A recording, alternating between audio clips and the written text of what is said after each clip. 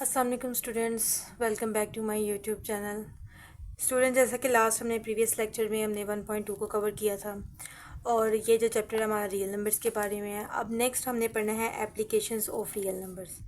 अब स्टूडेंट, इस application of real numbers में ये बताया जा रहा है कि रियल नंबर्स जो हैं हमें डेली लाइफ में कहाँ कहाँ यूज़ करते हैं हम रियल नंबर्स, और रियल नंबर्स हैं क्या। यहाँ पे उन्होंने बताया कि आवर डेली लाइफ में जो रियल नंबर्स हैं वो बहुत ज़्यादा यूज़ होते हैं। जिस तरह से हम कह सकते हैं कि हमने कभी ऐड करना हो, सब्ट्रैक्ट करना हो, या जो भी हम मैनिपुलेशंस करते हैं वर्ड नंबर्स पे, वो तमाम रियल नंबर्स होते हैं। ठीक है, काउंट करने के लिए, ऐड करने के लिए, सब्ट्रैक्ट करने के लिए, for every young age. Next ये स्टूडेंट यहाँ पे ये आगे कुछ ना इन्होंने ये चीज़ ये एक स्पेसिफिक पॉइंट्स बनाए हुए हैं जो कि बोर्ड पॉइंट ऑफ व्यू के लिहाज से एमसीक्यूज़ में आ सकते हैं अगर आपको आना चाहें तो। यहाँ पे लिखा है real numbers are use in various fields including the science, engineering, physical, mechanical system, electrical circuits and machines and health. Medicine में भी यूज़ होता है और हेल्थ में भी यूज़ होता है। एनवायरमेंटल साइंस यानी climate, modding, pollutions, monitoring. Computer science में भी यूज़ होता है एल्गोरिथम में। ठीक है, डाटा कंप्रेशंस में यूज़ होता है, ग्राफिक्स में यूज़ होता है। उसके बाद नेविगेशंस एंड ट्रांसपोर्टेशंस यानी GPS system and flight planning. उसके बाद सर्विंग एंड आर्किटेक्चर्स में यूज़ होता है स्टैटिक्स एंड डाटा। तो तमाम जो जितना भी डेली लाइफ में काम करते हैं नंबर्स के साथ, तो उसमें हमारे पास रियल नंबर्स ही यूज़ होते जाता है। अब स्टूडेंट, हमें यहाँ पे स्टेटमेंट्स वाली अगली एक्सरसाइज में कुछ स्टेटमेंट्स वाली क्वेश्चंस को जो है ना वो सॉल्व करना है। उसके लिए कुछ फार्मूलाज आपकी बुक में दिए हुए हैं, वो इंपॉर्टेंट है, उनको हाईलाइट कर लें ताकि आपको जो क्वेश्चंस हैं उनमें हेल्प हो सके उनको सॉल्व करने के लिए। यहाँ पे टेम्परेचर कन्वर्जेंस है। टेम्परेचर कन्वर्जेंस में आपको पता है कि टेम्परेचर 3 यूनिट्स में हम कैलकुलेट करते हैं।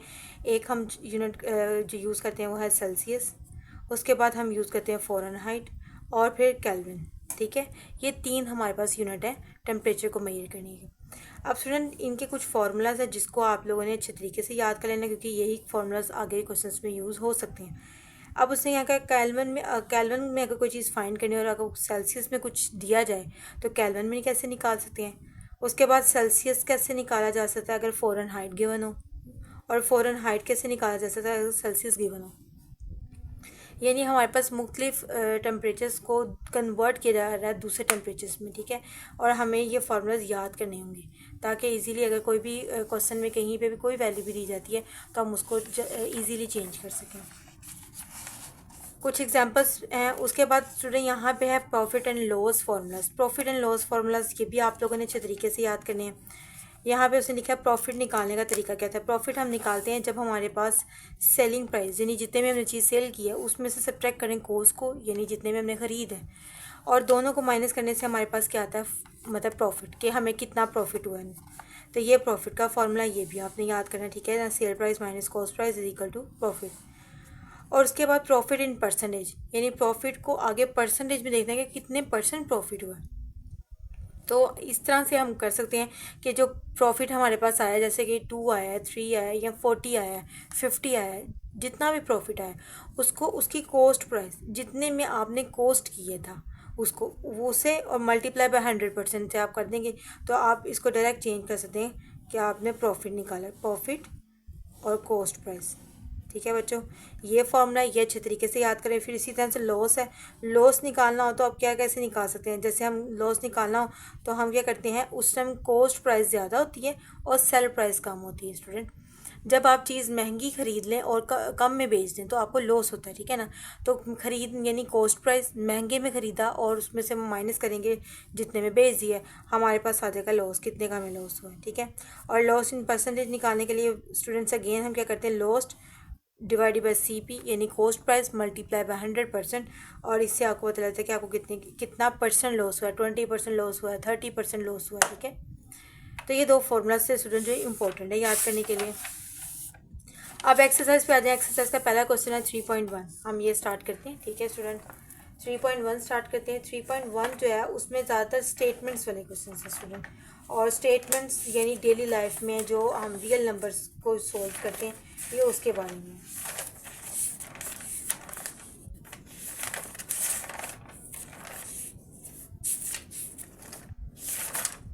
अब अब हमारे पास स्टूडेंट जो एक्सरसाइज का पहला क्वेश्चन है वो हमारे पास ये है, the sum of 3 consecutive integers is 42, find the 3 integers.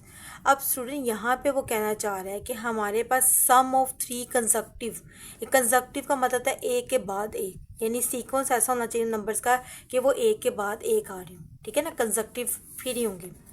उन तीनों नंबर्स का जो सम है वो 42 के इक्वल है। हमने वो तीनों नंबर्स निकालने के, वो तीनों नंबर कौन से थे स्टूडेंट? लेट करेंगे, let us consider the 3 consecutive numbers are x, x+1, x+2। आप कोई भी लिख सकते हैं, आप ये भी ले सकते हैं x-1, x एंड x+1, क्योंकि ये एक सीक्वेंस है। इसी तरह से आप ये भी ले सकते हैं कि आपके पास नंबर है x+1, x+2, x+3, आपकी अपनी मर्जी, ठीक है स्टूडेंट। मैंने यहाँ पे 3 नंबर ले लिए। The sum of these 3 numbers is 42। अब वो नंबर हम इन तीनों का सम करेंगे, यानी x में x+1 और x+2 ऐड करेंगे और 42 के वो इक्वल है। अब स्टूडेंट आप जब देख रहे हैं x और x, 3 टाइम्स 3x हो जाएगा और यहाँ पे 2 + 1 3, 3x + 3 इज इक्वल टू क्या आ रहा है 42। अब यहाँ से 3 वहाँ जाके क्या हो जाएगा, सब्ट्रैक्ट हो जाएगा दूसरी साइड पे क्वीन के, तो हमारे पास 42 - 3 इज इक्वल टू 39। अब आप देख रहे हैं 39 आ रहा है, 39 डिवाइडेड बाई 3 करेंगे 13, यानी हमारे पास पहला नंबर x क्या आ रहा है 13। इसी तरह से स्टूडेंट जब x+1 यानी x 13 + 1 करेंगे तो 14 और x+2 यानी 13 + 2 इज इक्वल टू 15। तो ये तीनों हमारे पास आंसर आ गए। तो ये आपका क्वेश्चन नंबर 1 था एक्सरसाइज का। अब एक्सरसाइज का क्वेश्चन नंबर 2 जो है उसमें हम हमारे पास वैल्यू क्या है स्टूडेंट। एक्सरसाइज का जो सेकंड क्वेश्चन है उसमें ना एक हमारे पास स्टेटमेंट दी गई है, ट्रायंगल के बारे में बताया गया है कि द डायग्राम शोज दैट, यानी डायग्राम दी गई है कि वो शो कर रही है कि ये एक राइट एंगल ट्रायंगल है जिसमें एंगल क्या है ABC, यानी ये साइड्स हैं, side of a triangle in which the length of AC, यानी कोई भी लेंथ ऑफ AC जो है ना हमारे पास, या विड्थ कह लें या लेंथ कह लें, ठीक है, वो क्या है √5 + √3 centimetre. The area of our triangle is 1 + √15, find the length या another length of our triangle. और बाद में उस लेंथ को हमने कंपेयर करना है इस तरह से कि इस फॉर्म में हमारे पास आंसर आए और फिर हमारे पास A और B का आंसर आ जाए, कि हमारे पास जो वैल्यू है ना A और B, हमारे पास दोनों वैल्यूज़ आए।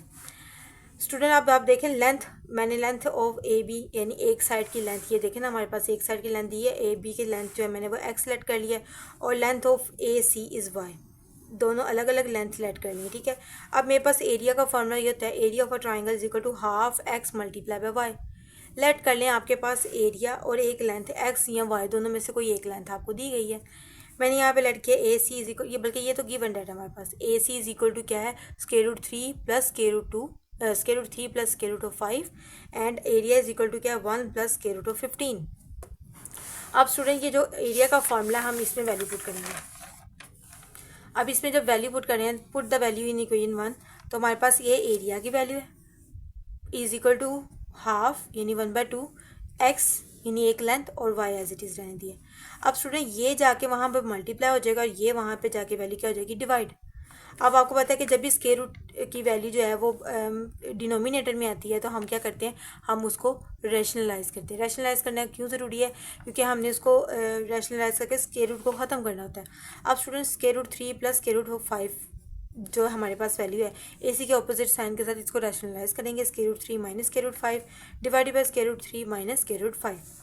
अब नीचे अब स्टूडेंट फॉर्मूला बन रहा है A + B A - B, तो हम लिख सकते हैं उसको A का स्क्वायर प्लस -B का स्क्वायर और ऊपर वाली value as it is multiply हो जाएंगी। अब नेक्स्ट स्टूडेंट जब आपने इसको स्क्वायर्स को ख़त्म किया तो यहाँ पे 3 - 5 3 - 5 -2 के इक्वल होता है और आपको पता है -2 जो है वो ऊपर वाले 2 से कैंसिल हो जाएगा, हमारे पास क्या आ जाएगा -1। अब स्टूडेंट ये माइनस साइन जो है इसको हम एज इट इज़ रहने देंगे क्योंकि अभी हमने ऊपर वाला को मल्टीप्लाई करना है, न्यूमरेटर वाली वैल्यूज को आपस में मल्टीप्लाई करते हैं। 1 को जब √3 से मल्टीप्लाई करेंगे √3 आ जाएगा, जब 1 को √5 से करेंगे दैन √5 आ जाएगा और जब √15 को 3 से करेंगे तो √3 15 एंड 15 √5, ये हमारे पास मल्टीप्लाई करके वैल्यू आ रही है। अब स्टूडेंट हमने क्या करना है, नेक्स्ट आप देख रहे हैं -√3 प्लस के रूट, यानी ये नेगेटिव साइन ने ऊपर वाले साइन को क्या कर दिया, चेंज कर दिया। हम अब इस नेगेटिव को कैसे ख़त्म करेंगे, ऊपर वाले तमाम साइन को क्या करेंगे, चेंज करेंगे। अब ऊपर तमाम साइन जो हैं वो चेंज हो जाएंगे, हमारे पास ये आंसर आ जाएगा, मतलब हमारे पास क्वेश्चन की जो सिचुएशन था वो चेंज हो जाएगी। स्क्वायर रूट 3 माइनस में हो जाएगा, ये प्लस में वैल्यू आ जाएगी। Then square root of 15 into मतलब 3, 15 के साथ 3 जो है वो मल्टीप्लाई हो जाएगा और ये एक ही स्क्वायर रूट के नीचे लिखे जाएंगे। इस तरह 15 5 था। अब स्टूडेंट्स आप देख रहे हैं 15 और 3, तो मैं यहाँ पे 15 को भी मल्टीपल लिख सकती हूँ 3 मल्टीप्लाई बाय 5। इसलिए स्टूडेंट यहाँ पे जो है ना आप ये जो फैक्टराइज करेंगे 15 के फैक्टर आएंगे 3 मल्टीप्लाई बाय 5, 5 इधर ही आ जाएगा और 3 का स्केयर बन जाएगा। इसी तरह स्टूडेंट 15 5 3 से होता है, इधर 5 का स्केयर और 3 एज इट इज़ आएगा। अब स्टूडेंट यहाँ से 3 ये स्केयर रूट से बाहर आ जाएगा और यहाँ से 5 स्केयर रूट से बाहर आ जाएगा। अब आप देखें जो स्केयर रूट 3 वाली है वो 3 में सॉल्व होगी, जो 5 वाली है वो 5 में सॉल्व होगी। स्केयर रूट 3 वाली वैल्यू है माइनस स्केयर रूट 3 और प्लस स्केयर रूट ऑफ 5, तो 5 माइनस 1 4 स्केयर रूट ऑफ 3। इसी तरह से स्टूडेंट स्केयर रूट 3 और ये 1 मतलब स्केयर रूट 5 की भी दो वैल्यू है, एक है -3 और एक +1, -3 + 1 -2। ठीक है, ये y की वैल्यू आ गई। अब इस y की वैल्यू को हम कंपेयर करेंगे जो हमारे पास वैल्यू जिस फॉर्म में उसने कहा था, whereas a square root of 3 + b square root of 5 is a form of another length. उससे कहते हैं ये एन अदर लेंथ इस तरह से होनी चाहिए। अब जो हमारे पास आंसर आएगा ना उसको हमने कंपेयर कर देना है, यानी 4 square root of 3 -2 square root of 5 compare करेंगे a square root of 3 + b square root of 5 के साथ। तो हमारे पास स्टूडेंट वैल्यू आ जाएगी a 4 और b की क्या आ जाएगी -2। तो ये स्टूडेंट हमारा क्वेश्चन नंबर 2 था। अब क्वेश्चन नंबर 3 पे हम आ जाते हैं। क्वेश्चन नंबर 3 हमारे पास क्या है? क्वेश्चन नंबर 3 हमारे पास इस तरह से कि a rectangular in the form of the sides of a length this and this. एक रेक्टेंगल है जिसकी दो साइड्स हैं, ठीक है। Express the area of a rectangle in the form of this. फिर से अब एरिया कहा जा रहा है, अब लेंथ नहीं कह रहे बल्कि एरिया कह रहे हैं। तो आपको पता है एरिया ऑफ अ रेक्टेंगल होता है L × W, यानी लेंथ को विड्थ के साथ मल्टीप्लाई करें तो हमारे पास क्या आता है एरिया। अब स्टूडेंट्स यहाँ पे हमने इसी तरह से करना है कि हमारे पास लेंथ और विड्थ जो दी है हम लिख रहे थे। लेंथ इज इक्वल टू है 2 square root of 18 metre and width is equal to है हमारे पास 5 - 4 into square root of 2 metre. अब स्टूडेंट्स आप देखें मैंने ना यहाँ पे इसको मल्टीप्लाई करके एलसीएम लिया, एलसीएम को खोला। अब ये देखें हमने एलसीएम खोलेंगे, कैसे एलसीएम खोलेंगे? यहाँ पे स्क्वायर रूट ऑफ 2 है, ये स्क्वायर रूट ऑफ 5 के साथ मल्टीप्लाई हो जाएगा। या आप ऐसे भी कर सकते हैं, पहले एलसीएम ले लें, यहाँ पहले मल्टीप्लाई करें। मैंने 2 को 5 से मल्टीप्लाई किया, दैन 2 को 4 इंटू स्क्वायर रूट ऑफ 2 इससे मल्टीप्लाई किया, दैन 18 को 5 से मल्टीप्लाई करें, स्क्वायर रूट 18 को 5 से, दैन स्क्वायर रूट ऑफ 18 को 4 इंटू 2 स्क्वायर रूट ऑफ 2 से करेंगे। अब 5 2 = 10, तो यहाँ पे आप देखें स्टूडेंट ये 2 दफ़ा स्क्वायर रूट में लिखा जा सकता है, मैंने 2 दफ़ा स्क्वायर रूट में लिखा है, तो एक स्क्वायर रूट कैंसिल हो जाएगा, मेरे पास आंसर आ जाएगा 4 स्क्वायर रूट ऑफ 2। आगे ये एज इट इज़ 9 18 के मैंने पेयर खोले, 18 जो होता है वो 9 2 होता है 18, तो मैंने इसी तरह से इसको लिख लिया। और 9 जो है उसको बाद में 3 का स्क्वायर भी लिख सकते हैं। और स्टूडेंट इसी तरह से इसको भी 9 2 18 multiply by 4 into square root of 2। अब स्टूडेंट देखें आगे मजीद क्या किया है, 10 4 स्क्वायर रूट ऑफ 2 +5 9 को लिखेंगे 3 का स्क्वायर मल्टीप्लाई बाय 2 -3 का square square root of 2 multiply by 4 into square root of 2। Square root 2 से कैंसिल हो जाएगा, हमारे पास स्टूडेंट वैल्यू क्या आ जाएगी 3 × 4। अब इन तमाम वैल्यूज़ को मैंने मल्टीप्लाई कर लिया।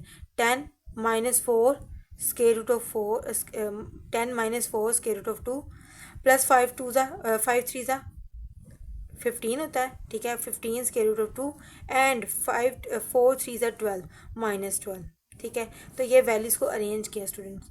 अब अरेंज करने के बाद जो मेरे पास स्क्वायर रूट 2 और स्क्वायर रूट 2 वाली वैल्यू थी वो क्या हो जाएगी 15 - 4 यानी 11 और यहाँ से 12 - 10 यानी -2। अब इस आंसर को हमने फिर से कंपेयर करना है किसके साथ, जो हमें जिस फॉर्म में कहा है उससे निकालने के लिए, area in the form of a + b square root of 2। By comparison a की वैल्यू हमारे पास -2 आ रही है और b की वैल्यू हमारे पास क्या आ रही है 11। इसी तरह से स्टूडेंट जो क्वेश्चन नंबर नेक्स्ट स्टूडेंट अब हम अगेन क्वेश्चन नंबर 4 को करेंगे। क्वेश्चन नंबर 4 जो है हमारे पास स्टूडेंट वो इस तरह से है कि find the 2 number whose sum is 68 and difference is 22। यानी हमने वो 2 नंबर लेने जिनका सम जो है वो 68 है और डिफरेंस जो है वो 22 के इक्वल है। नाउ स्टूडेंट हम कहते हैं let the 2 numbers x and y, the sum of these 2 numbers is equal to 68 and उसके अकॉर्डिंग हमने एक्स वाई लेट किया था, तो x plus y is equal to क्या होगा 68। इसी तरह से स्टूडेंट डिफरेंस हम निकालेंगे, डिफरेंस 22 के इक्वल है, यानी x minus y is equal to 22। अब इन दोनों इक्वेशंस को हमने साइमल्टेनियसली सॉल्व करना है, और साइमल्टेनियसली सॉल्व करने के बाद हमने इनके एक्स और वाई के आंसर्स निकालें। ऐड द इक्वेशंस, दोनों इक्वेशंस को ऐड किया। ऐड करने के बाद आप देख रहे हैं वाई जो था एक प्लस का था, माइनस का कैंसिल हो गया, then 2x is equal to 90 and x is equal to 90 divided by 2 is equal to 45। अब जब मेरे पास x की वैल्यू आई है स्टूडेंट, इसी को हम y वाली इक्वेशन में पुट करेंगे, 1 और 2 में से किसी में भी पुट कर लें। Then 45 plus y is equal to 68, और ये 45 वहाँ जाके माइनस हो जाएगा, हमारे पास आंसर आ जाएगा 23, वाई का आंसर 23 आ जाएगा। तो स्टूडेंट ये क्वेश्चन नंबर 4 था। अब हम क्वेश्चन नंबर 5 करें। जैसे कि मैंने आपको चैप्टर के स्टार्टिंग में मतलब 1.3 के स्टार्ट में बताया था कि इसमें आप कुछ टेम्परेचर के फार्मूलाज भी हैं, वो आपने याद करने के। टेम्परेचर को कन्वर्ट करने के लिए हमें क्या डाटा गिवन है और किस में कन्वर्ट करके आंसर लिखना है, ठीक है। नेक्स्ट क्वेश्चन नंबर 5 पे स्टूडेंट कहा जा रहा है कि the weather in Lahore was usually warm during the summer of 2024। The TV news reporters temperature as high as 48 Celsius. By using the formula Fahrenheit, find the temperature in Fahrenheit scale. Same as it is student, कुछ भी नहीं करना है। Temperature किस में दिया हुआ है, सेल्सियस में दिया है। Now finding the temperature in Fahrenheit. Fahrenheit का फॉर्मूला क्या होता है, the Fahrenheit is equal to 9/5 Celsius, Celsius plus 32। और वैल्यू पुट करेंगे सेल्सियस की 48, और 48 को जब हम 9 से मल्टीप्लाई करेंगे और 5 से डिवाइड करेंगे तो student 86.4 plus 32 is equal to 118.4। ये हमारे पास फ़ारेनहाइट में फॉर्मूला चेंज हो जाएगा। अब क्वेश्चन नंबर 5 के बाद हमारा चलते हैं क्वेश्चन नंबर 6 के पास। क्वेश्चन नंबर 6 जो है वो फिर से एक स्टेटमेंट है जिसे हमें पढ़ना है और एनालाइज करना है कि क्वेश्चन को किस तरह से सॉल्व करना है। The sum of the age of father and son is 72 years. 6 years ago, यानी 6 साल पहले, the father age was 2 times the age of the son. वो बेटे की उम्र से 2 गुना थी, ठीक है। What was the son age 6 years ago। तो ये देखना है कि 6 साल पहले बेटे की क्या एज थी, ठीक है। फादर एज को हम एफ से रिप्रेजेंट करेंगे, सन एज को एस से रिप्रेजेंट करेंगे। अब उसने कहा है कि फादर और सन का सम जो है ना एज का, वो किसके इक्वल है, 72 के। ये पहली इक्वेशन, ये पहली लाइन से हमारी बन गई। The sum of the ages of father and son is 72 years. अब नेक्स्ट 6 year अगो, यानी 6 साल पहले की बात करें, यानी आज जो उम्र है उसमें से 6 को निकाल देंगे तो हमारे पास 6 साल पहले की बात होगी। तो हम इक्वेशन नहीं बनाएंगे, वो क्या बनेगी, father age is f minus 6 and the son age is s minus 6। अब स्टूडेंट इधर आप देखें, कंडीशन हमारे पास क्या है, 6 years अगो, 6 साल पहले क्या था, the father age is 2 times of son age, यानी जो फादर की एज है वो किसके इक्वल है, 2 times ऑफ सन, यानी f minus 6 equal to 2 into x minus 6, यानी 2 के साथ मल्टीप्लाई करवाएंगे s माइनस 6 को। अब 2s एंड 2 6 12, इसी तरह से 6 वहाँ जाके ऐड हो जाएगा और आपके पास आंसर इक्वेशन, एक सेकंड इक्वेशन बनेगी, वो क्या है, थर्ड इक्वेशन जिसे कह सकते हैं हम, f2s माइनस 6। अब स्टूडेंट्स यहाँ पे f की जो इक्वेशन हमारे पास आई है, ये एक f का आंसर लेट कर लें कि ये f की वैल्यू है। इस वैल्यू को आप इक्वेशन नंबर 1 में पुट करें, जहाँ पे आपको कहा जा रहा है कि father plus son age is equal to 72। मैंने यहाँ पुट कर दिया, father age is 2s plus minus 6 plus son age is equal to 72। अब यहाँ से 2s प्लस s क्या हो जाएगा, 3s, और 6 यहाँ माइनस हो रहा, वहाँ जाके ऐड हो जाएगा, 78 आ जाएगा, एंड 3 उधर जाके डिवाइड होगा तो सन एज आ गई 26, यानी बेटे की उम्र 26 साल थी 6 साल पहले। अगर बेटे की उम्र 26 साल है तो अब आप ज़रा फादर की भी एज निकाल, the son age is 26 minus 6 and the 6 years ago 20 years, यानी अगर फादर की एज 20, हमारे पास फादर की एज को पुट करने से 26 आंसर आ रहा है, तो अब सन की निकाली है तो सन की 20 आ रही है। इसका मतलब हमने वो जो 6 साल पहले उम्र निकाली है वो उसका कंपैरिजन कर लिया। अब नेक्स्ट क्वेश्चन नंबर 7 पे चलते हैं। क्वेश्चन नंबर 7 में बच्चों यहाँ पे उसने आपको कहा है कि Mahira brought a toy for ₹115 यानी 1500 and sold for ₹1520। What was her profit in percentage, यानी हमें प्रॉफिट तो निकालना है, उसके बाद प्रॉफिट इन परसेंटेज भी निकालना है। स्टूडेंट आप देखिए यहाँ पे प्रॉफिट हमारे पास गिवन डाटा क्या है, द कॉस्ट प्राइस कितने में ख़रीदा था उसने, 1500 में, और सेल किस में किया, 1520 में। अब प्रॉफिट निकालना, तो मैंने आपको बताया था कि जो कॉस्ट प्राइस होती है, मतलब आपने जितने में खरीद सेल किया था, sale price minus cost price, जब sale price minus cost price किया तो 20 यानी 20 रुपये का फ़ायदा हुआ उसको। अब प्रॉफिट इन परसेंटेज निकालना है, तो profit divided by cost price multiply by 100 in percentage. तो ये वैल्यू पुट करेंगे, कटिंग करेंगे, तो हमारे पास जो आंसर आ रहा है स्टूडेंट्स वो कुछ इस तरह से आ रहा है 20/15%। आप 20/15% नहीं लिख सकते, आप इसको कटिंग करेंगे मज़ीद 4 × 3%। और जब इसको चेंज करें तो आप डिवाइड करेंगे, तो डिवाइड करके आपको कौन से मिलेगा 1.33%, यानी उसको 1.3% का जो है ना वो प्रॉफिट हुआ है। मतलब इतना ज़्यादा प्रॉफिट नहीं हुआ, 1.3% का हुआ। इसी तरह से स्टूडेंट क्वेश्चन नंबर 8 है। क्वेश्चन नंबर 8 में उसने आपको कहा गया था annual income of the Tayyab is ₹9,60,000 while the expected amount is 1,30,000. How much tax would have to pay at the rate of 0.75%? यानी आपके पास एक एनुअल इनकम दी है, एक्सपेक्टेड अमाउंट दी है एंड टैक्स पे एट द रेट ऑफ 0.75, यानी 0.75% वो tax पे कर रहा है जितनी भी उसको अमाउंट मिल रही है। अब नेक्स्ट स्टूडेंट देखें द डिफरेंस कैसे निकालेंगे। द डिफरेंस निकालेंगे ना कितनी रकम पे हम पे कर रहे हैं। एनुअल इनकम, जो उसकी एनुअल इनकम है, एंड एक्सपेक्टेड अमाउंट जो है उसमें से माइनस कर देंगे। एनुअल इनकम उसकी 9,60,000 है और जो एक्सपेक्टेड अमाउंट है वो क्या है 1,30,000। अब उसमें से माइनस करें तो 8,30,000 जो है ना हमारे पास एक डिफरेंस आ रहा है। डिफरेंस के बाद हमने चेक करना है कि इस पे अगर इतना टैक्स लगा तो टैक्स कितने कीमत होगी, कितनी रकम होगी जो टैक्स की पे करेंगे। अगर टैक्स रेशियो हमारा क्या है 0.75% है, then the tax amount is equal to difference multiply by tax rate. अब जो अमाउंट है उस पर टैक्स यानी 0.75% को मल्टीप्लाई करना है। अब परसेंटेज का साइन खत्म करते तो आपको पता है स्टूडेंट डिवाइडेड बाई 100 करते हैं। 100 से डिवाइड किया, 2 0 से कैंसिल हो गए। अब पॉइंट ख़त्म किया, अगेन एक और 100 आ गए, फिर से 2 0 कैंसिल हो गए। 83 मल्टीप्लाई बाय 75 आ गया। अब 83 75 से मल्टीप्लाई करेंगे तो हमारे पास आंसर आ रहा है 6,225, यानी इतना वो टैक्स पे कर रहा है। अगर उसके पास रकम जो सेविंग हो रही है वो 8,30,000 है और वो उस पर टैक्स पे करेगा। ठीक है बच्चों, तो यहाँ पे टैक्स हमने निकाला है और रेशो उन्होंने दी हुई थी टैक्स की जिस पे निकालना था। क्वेश्चन नंबर 9 है स्टूडेंट हमारे पास के find the compound markup on 3,75,000 for 1 year at the rate of 14% compound annually.